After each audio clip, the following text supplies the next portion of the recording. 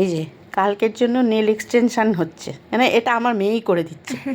একটা ছোটোখাটো একটা কিট কিনে এনেছে, কিনে এনে ওটা দিয়েই নেল এক্সটেনশান করে দিচ্ছে। ভালো করেছে বেশ, দেখো। আচ্ছা, আর একটা হাত বাকি আছে, দেখাচ্ছি। এটা আপাতত করেছে। এই যে আরেকটা হাত দেখাও। এই যে আরেকটা ধরো। এই হাতটা এখনও করবে। এটা নেল পালিশটা পরাবে, পুরোটা হয়ে গেছে, নেল পালিশটা পরাবে। আমার একটু বড় বড় নখ পছন্দ, তাই ও বড় বড় নখ করে দিয়েছে। আর কত বড় বড়। এটা হ্যাঁ একদম, এটা আমার পছন্দ। হ্যাঁ, আর এই হলো কালারটা, কালারটা ভীষণ সুন্দর। তো এটা করেছে।